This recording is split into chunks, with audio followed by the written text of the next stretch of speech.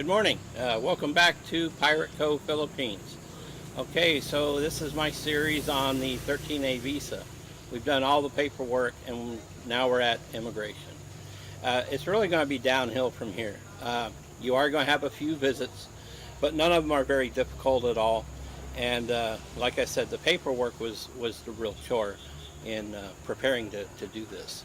So you found the immigration, and now you go in. The first day you go in, you're going to pay all the fees, so make sure you take enough money.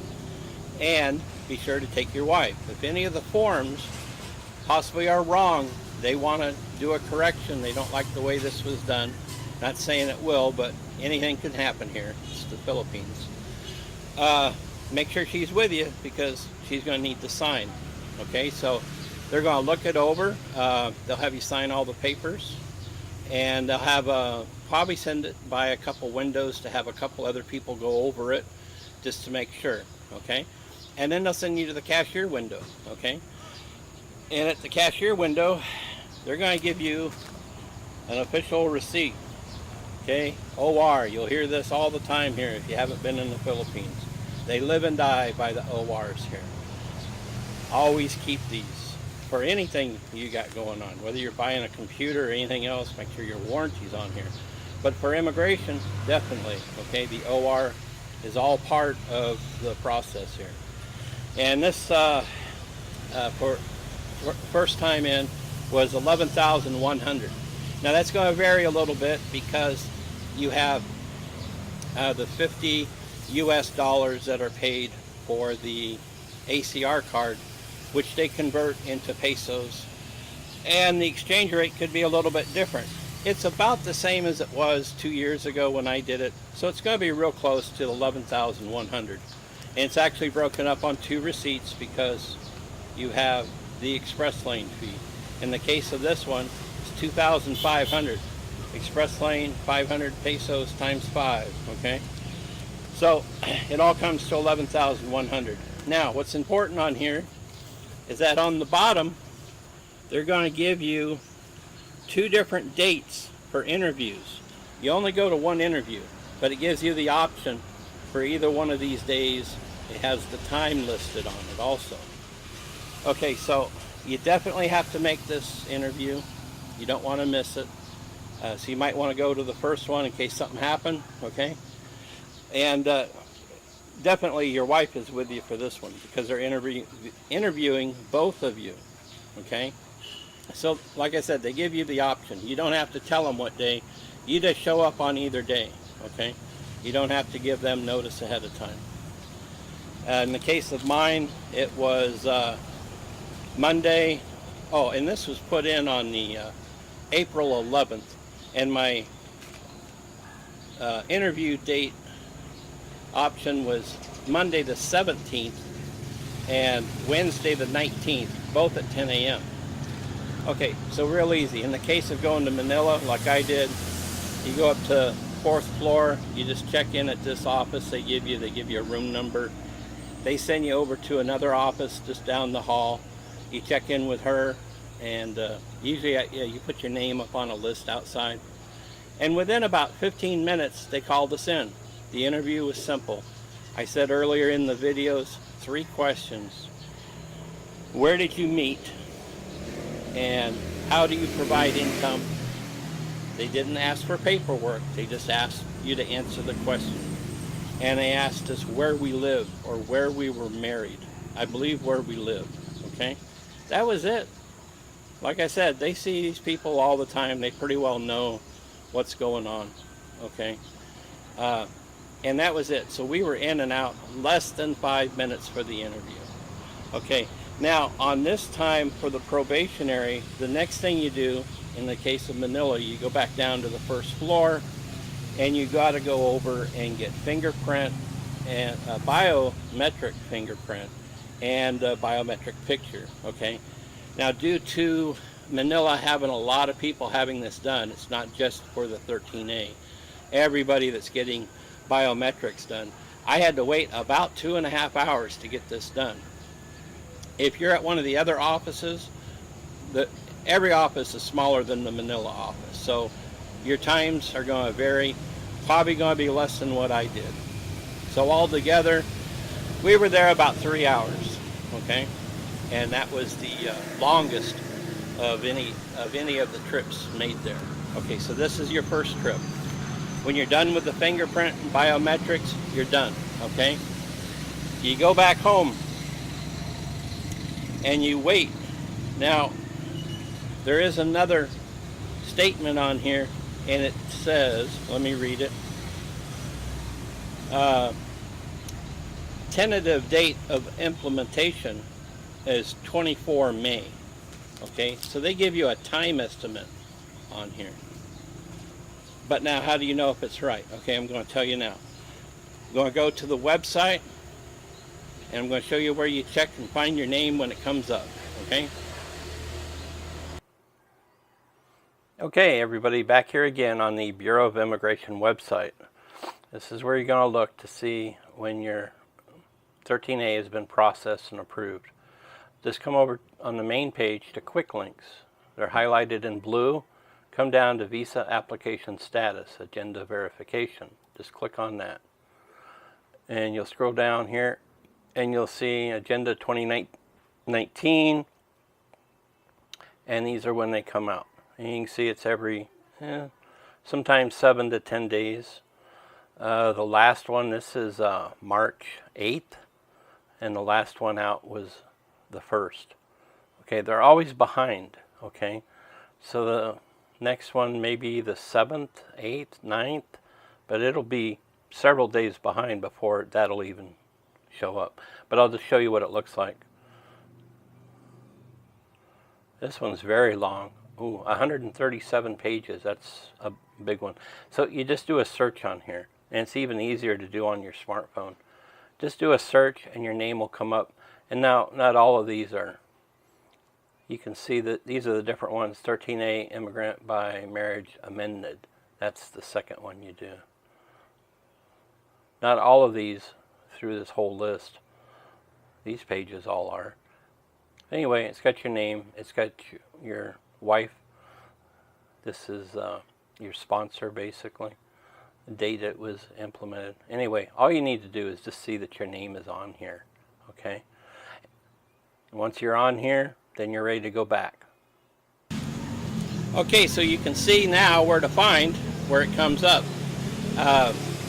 They are behind on that. Okay, so my tentative date was 24.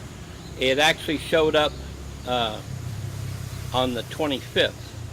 But now it was the 2nd of May before it even got listed onto the website I just showed you.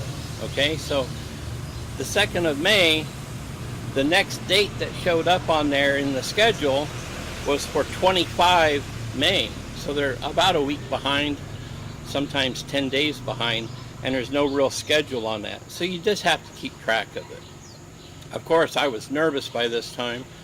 I went back to the one prior to my tentative date and just double checked on there. But sure enough, it showed up.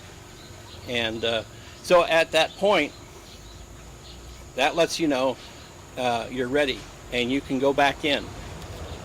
You just go back in, you make sure you have your OR, okay? And they'll direct you to what window to go to. Now at this window, they're going to ask for your passport. And they're going to put a stamp in your passport, but it doesn't happen right away, okay? And here's that stamp right there, okay? They're also going to give you, this is your actual order, okay? And it tells that you're on a probationary 13A visa, okay, for 1 year from the date, okay? So now, like I said, you got to leave your passport because of who has to sign it. But it's okay. Don't worry about that. I've never heard of anyone ever losing their passport at immigration, okay? Used to, for about a year, people used to have to leave their passport for 2 to 4 days just to get their tourist visa when they stopped the express lane fee for a short time. That's gone now. You can use the express lane fee. But it's no problem, okay? So you leave that. They give you a little receipt for your passport. They'll tell you 1 to 2 days at Manila. The other offices, I believe, they have to send your passport to Manila, okay, to get this process done. So like I said, depending on where you are, it's going to be different. You're going to have longer wait times getting, your passport back. But at the same time, though, while you're there, they're going to direct you to another window, and you show them a copy. You'll make a copy of your order, and when you hand that to them and they look at your OR, then they will start to process your ACR card, your new one, that's going to have probationary resident for 1 year on it. Okay, so you got to come back for that. So what I did, I just left my passport there with them and came back one time and picked up both my passport and my new ACR card. I didn't want to come back just for the passport and then go back again a week later for my ACR card. And this was all at Manila, okay? That's where everything is done. So my wait times should be the lowest that you'll see, depending on who you go, what office you go to, okay? So just be prepared for that.